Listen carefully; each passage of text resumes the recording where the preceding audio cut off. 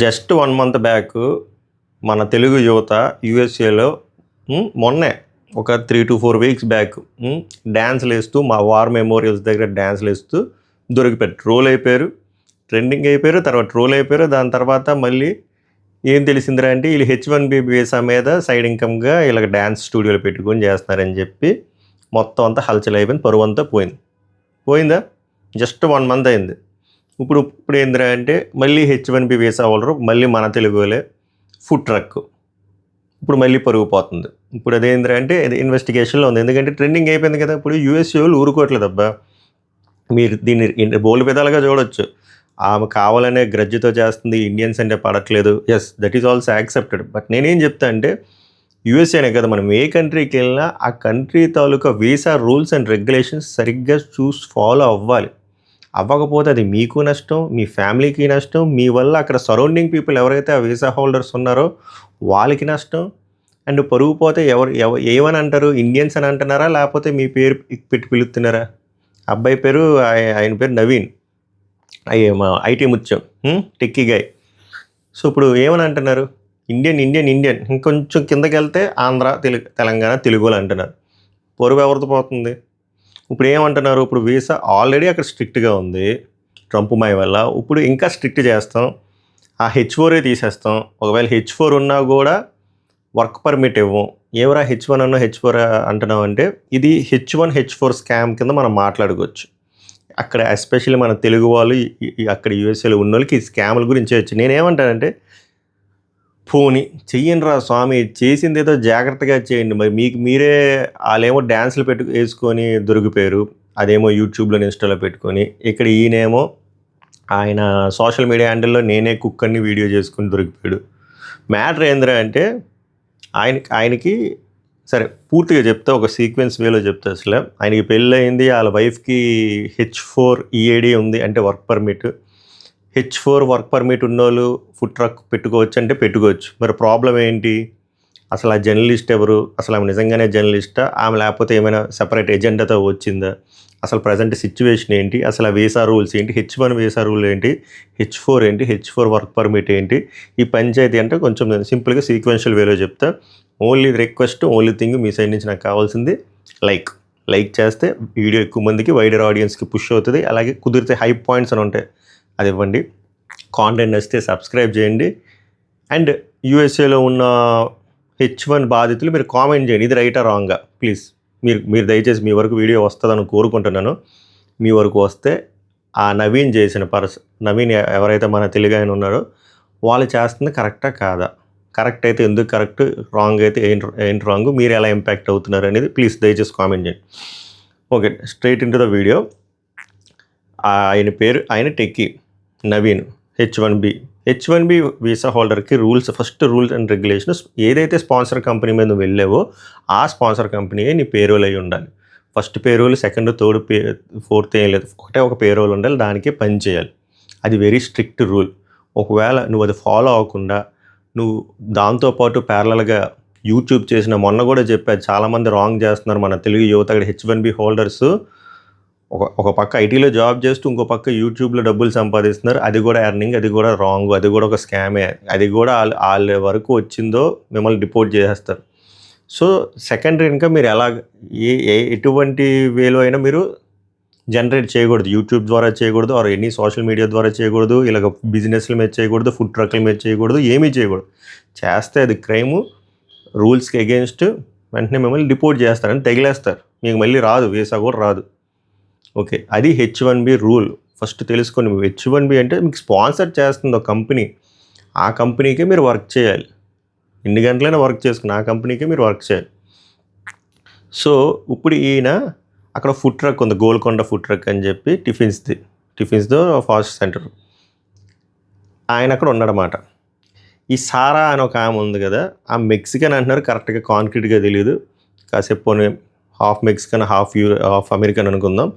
ఆమె ఒక independent journalist, ఆమెకు ఒక ఛానల్ కూడా ఉంది. కొంతమంది ఏంటంటే ఆమె కావాలనే పాపులారిటీ కోసం, ఇలా వ్యూవర్షిప్ కోసం ఇలాంటివన్నీ చేస్తారని చెప్పి. ఇంకొకరు ఏంటంటే లేదు, ఆమె అవేర్నెస్ స్ప్రెడ్ చేస్తుంది, ఆమె చేసింది కూడా కరెక్టే కదని చెప్పి. So what ever it could be, ఆమెకి ఎందుకు డౌట్ వచ్చి మనవాడిని కొన్ని క్వశ్చన్లు అడిగింది. ఆ క్వశ్చన్లు రాసుకున్నా చెప్తా చూడండి. ఏందిరా అంటే క్వశ్చన్ లేవు బాబాయ్, ఇక్కడ రాసా.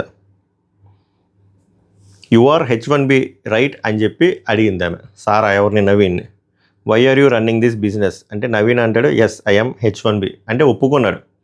కొంతమంది అంటారు ఆమె పోలీస్ ఆఫీసర్ కదా కదా, ఈ నవీన్ ఎందుకు ఆన్సర్లు ఇచ్చాడు, ఆన్సర్లు ఇవ్వకూడదు, ఆమె హెరాస్ చేస్తుంది, అసలు మనోడు ఎందుకు ఆన్సర్ ఇవ్వాలని. నన్ను అడిగితే ఆన్సర్ ఇవ్వడంలో తప్పు లేదు. ఎక్కడైనా వచ్చి జర్నలిస్టులు అడిగితే అడుగుతారు కదా. సో ఆమె ఏం పోలీస్ కంప్లైంట్ డైరెక్ట్గా పోలీసులు పట్టుకొని రాలేదు కదా, జస్ట్ అడిగింది. But this is my wife's business. ఇది సరిగ్గా వినండి. ఆ నవీన్ ఏం చెప్తున్నాడంటే this is my wife's business, I'm not working here. ఈ పాయింట్ కూడా గుర్తుపెట్టుకోండి. ఇంకా ఏం చెప్పాడంటే I know my visa rules, I'm just helping my wife, I'm not getting paid. ఇవి చాలా కాన్ఫిడెంట్గా చెప్పాడు. దీనికి కూడా ఒక సైడ్ నుంచి అప్రిసియేషన్ వస్తుంది. ఆయన ఇక్కడ కాంట్రడిక్ట్ అయ్యాడు. ఇది నా బిజినెస్ కాదు, మా వైఫ్ బిజినెస్, నేను చూసుకోవడానికి వచ్చాను, నాకు నా వీసా రూల్స్ తెలుసు అని చెప్తున్నాడు. వీసా రూల్స్ తెలిసినప్పుడు ఆయన ఇప్పుడే రాంగ్ చెప్పాడు. ఎందుకంటే ఇది మా వైఫ్ బిజినెస్ అన్నప్పుడు మళ్ళీ మీ వైఫ్ ఏదంటే బిజినెస్ ఓనర్ అంటే బిజినెస్ దగ్గరే ఉండాలా, లొకేషన్ దగ్గర ఉండాలా అని అన్నాడు. Very good point. నేనేమంటానంటే H1B హోల్డర్ ఉన్నారు చూసారా, వాళ్ళు అక్కడ ఉండకూడదు, అక్కడ వర్క్ చేయకూడదు, డబ్బులు తీసుకొని వర్క్ చేయకూడదు, డబ్బులు తీసుకోకుండా కూడా వర్క్ చేయకూడదు, ఏమంటారు అది కుకింగ్ చేయకూడదు, షెఫ్ కింద ఉండకూడదు, కో షెఫ్ కింద ఉండకూడదు, అక్కడ బిల్ కౌంటర్ దగ్గర ఉండకూడదు, ఎటువంటి హెల్ప్ చేయకూడదు. అది స్ట్రిక్ట్ రూల్స్. బట్ ఆయన చేస్తున్నాడు కదా, సో ఆయన అది కాంట్రడిక్ట్ చేసినట్టు. అండ్ దీనితో పాటు ఆయన వీడియోలో ఆయన వచ్చి అడుగుతారు, మరి వీడియోలో మీరు షెఫ్ కింద చేశారు కదా అని చెప్పి ఇంకా కాన్వర్జేషన్ ఉంటుంది. నేనే దీనికి మెయిన్ షెఫ్ అని చెప్పి మా వీడియో చేశాడు ముందు, ప్రమోషన్ వీడియో మాట ఫుడ్ ట్రక్కి. అది ఇంకా రూల్స్కి అగేన్స్ట్. H1B హోల్డర్ మూసుకొని ఉండాలి, అక్కడికి అసలు వెళ్ళకూడదు. ఒకవేళ వెళ్ళినా దూరంగా ఉండాలి తప్ప ఆ వర్క్ జోన్లో ఉండకూడదు. ఆయన వర్క్ జోన్లో ఉన్నాడు ఆయన. So that is complete. ఆమె అదే అడుగుతుంది, అక్కడ హైలైట్ అవుతుంది. బేసిక్గా మన తెలుగోలు, మన ఇండియన్స్ ఎస్పెషల్ తెలుగోలు ఈ లూప్ హోల్ యూజ్ చేస్తారు అబ్బా. ఏంటంటే ఫస్ట్ H1B మీద వెళ్తారు. సో H1B మీద వెళ్ళిన తర్వాత మీకు పెళ్ళి అయింది అనుకోండి, తర్వాత H4 అప్లై చేస్తారన్నమాట, డిపెండెంట్ వీసా. మీ ఆవిడికి డిపెండెంట్ వీసా వచ్చిన తర్వాత డిపెండెంట్ వీసా H4 రాగానే మీకు వర్క్ పర్మిట్ రాదు. వర్క్ పర్మిట్ రావాలి అంటే ఒక ప్రాసెస్ ఉందన్నమాట. మీకు గ్రీన్ కార్డ్ ప్రాసెసింగ్ స్టేజెస్ ఉంటాయి. అందులో ఒక స్టేజ్ ఉంటుంది, ఒక నిమిషం చెప్తా. అప్పుడు మీకు H4 EAD అనేది పర్మిట్ అవుతుంది. 1 minute. EAD అంటే ఎంప్లాయ్మెంట్ ఆథరైజేషన్ డాక్యుమెంట్ అన్నమాట. ఇది ఎప్పుడు వస్తుందిరా అంటే I-140 అనేది ఒక ప్రాసెసింగ్ జరుగుతుంది అన్నమాట. ఎవరైతే H1B హోల్డర్ ఉంటారో గ్రీన్ కార్డ్ ప్రాసెసింగ్లో భాగంగా ఇది సెకండ్ స్టేజ్, థర్డ్ స్టేజ్. ఈ స్టేజ్ అప్పుడు అప్లై చేసుకుంటే H4 EAD అంటే వర్క్ పర్మిట్ వస్తుంది. సో మీ వైఫ్కి ఇప్పుడు వర్క్ పర్మిట్ వచ్చింది కదా, సో మీ వైఫ్ వర్క్ చేసుకోవచ్చు, జాబ్ చేసుకోవచ్చు, బిజినెస్ చేసుకోవచ్చు, ఇలాంటి ఫుడ్ ట్రక్ రన్ చేసుకోవచ్చు. కానీ ఆవిడే చేయాలి, ఆవిడ అకౌంట్ మీద ఉండాలి, ఆవిడే చేయాలి. ఆవిడతో పాటు H1 హోల్డర్ కానీ ఇలాగ షెఫ్ కింద కానీ కో షెఫ్ కింద కానీ అక్కడ అకౌంటెంట్ కింద కానీ అక్కడ హెల్ప్ చేయడం కానీ శాలరీలు తీసుకున్నట్టు కానీ చేస్తే అది క్రైమ్. బట్ మనోళ్ళు ఈయన తెలియక అలా దొరికిపోయాడు. కానీ మనోళ్ళు చాలామంది అలాగే నడిపిస్తారు అన్నమాట. వాళ్ళ వైఫులతో ఇలా బిజినెస్లు రన్ చేయించి వీళ్ళే డబ్బులు ఇన్వెస్ట్ చేస్తారు. బట్ వాళ్ళ పేరు మీద ఇన్వెస్ట్ చేస్తారు. స్మార్ట్గా చేసుకుంటారు. స్మార్ట్గా చేసుకోవాలి తప్ప ఇలాగా సోషల్ మీడియాలో నేనే షెఫ్ అని చెప్పి వీడియోలు చేసుకోవడం, డైరెక్ట్గా ఫుడ్ ట్రక్లో డైరెక్ట్గా కూర్చోవడం క్యాష్ కౌంటర్ దగ్గర, అక్కడ హెల్ప్ఫుల్ చేయడం, అది రూల్స్కి అగేన్స్ట్, అక్కడ దొరికిపోయినట్టే. సో ఇప్పుడు ఇది ఎంత సీరియస్గా వెళ్తుందో తెలియదు. ఆమె ఐడెంటిఫై చేసిన పాయింట్ అదే. మీ వైఫ్ వర్క్ పర్మిట్ ఉన్నప్పుడు మీ వైఫ్ ఇక్కడ ఉండాలి, మీరెందుకు ఉంటున్నారు, మీరెందుకు హెల్ప్ చేస్తున్నారు, మీరెందుకు ఈ జోన్లో ఉన్నారు, మీరెందుకు షెఫ్ అని చెప్పి వీడియో చేశారని చెప్పి అది డిబేటబుల్ పాయింట్ అది. అందుకే చెప్తున్నా, మీరు వీసా ఆయన మళ్ళీ కాంట్రడిక్ట్ చేసుకుంటున్నాడు. నా రూల్స్ నాకు తెలుసు, వీసా రూల్స్ నాకు తెలుసు అని. వీసా రూల్స్ తెలిసిన ఆయన పర్సన్ ఆయన అక్కడ ఉండకూడదు, ఆ జోన్లో ఉండకూడదు, హెల్ప్ చేయకూడదు, షెఫ్ అనకూడదు. సో ఇది పోలీసుల వరకు ఇంకా వెళ్ళలేదు, బట్ ట్రెండింగ్ అవుతుంది. సో లాస్ట్ టైము మన వాళ్ళు డ్యాన్స్ లేసి ఎలా అయితే దొరికిపోయారో ఇది కూడా గట్టిగా ట్రెండింగ్ అయితే గట్టిగా చెక్ చేస్తారు. ఎందుకంటే అక్కడ చాలా సీరియస్గా ఉంది మ్యాటరు.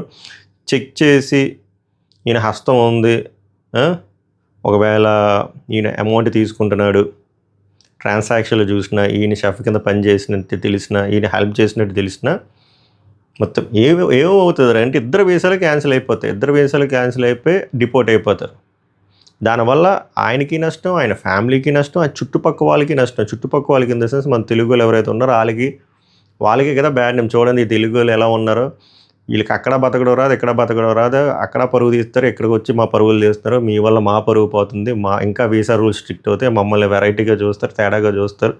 ఇది అవసరమా ఇవన్నీను? అందుకే వేరే కంట్రీకి వెళ్ళినప్పుడు ఆ వీసా రూల్స్ అండ్ రెగ్యులేషన్స్ తెలుసుకొని జాగ్రత్తగా చేసుకుని, ఒకవేళ మీరు నిజంగానే అలాంటివి చేయాలనుకుంటే జాగ్రత్తగా చేయండి తప్ప బ్రాడ్ లైట్లో డ్యాన్స్లు వేసుకుంటూ రికార్డులు చేసుకుంటూ సోషల్ మీడియాలో పెడితే హూ ఈజ్ రెస్పాన్సిబుల్? ఎవడు మీ సైడ్ ఉండరు కదా. కొంతమంది దీన్ని సపోర్ట్ చేసిన వాళ్ళు ఉన్నారు, ఆయన చేసిన తప్పేంటి, వాళ్ళ వైఫ్ బిజినెస్ ఇదేంటి, రైటే, వాళ్ళ వైఫ్ బిజినెస్ అప్పుడు వాళ్ళ వైఫ్ చూసుకోవాలి తప్ప ఈయన ఉండకూడదు. Simple point, period. So this is the view point from my side. This is what actually happened. ఇంకా ఆయన మీద ఎటువంటి చర్యలు తీసుకోలేదు. ఇది ఇంకా గట్టిగా ట్రెండింగ్ అయితే మొత్తం డిక్ చేస్తారు, వాళ్ళేం ఊరుకోరు, మొత్తం అంతా స్కానర్లో పడేస్తారు, మొత్తం వచ్చేస్తుంది. సో చూద్దాం ఏమవుతుందో. సో మిగిలిన H1 అండ్ ఈ H4 EAD కాన్సెప్ట్లు ఎవరైతే ఉన్నారో 3 పిల్లలు జాగ్రత్తగా ఉండండి. యూట్యూబ్ చేసే వాళ్ళు కూడా జాగ్రత్తగా ఉండండి. ఓవర్ యాక్షన్లో చేయొద్దు, మీకు మీరే ప్రూఫ్లు ఆన్లైన్లో పెట్టుకోవద్దు.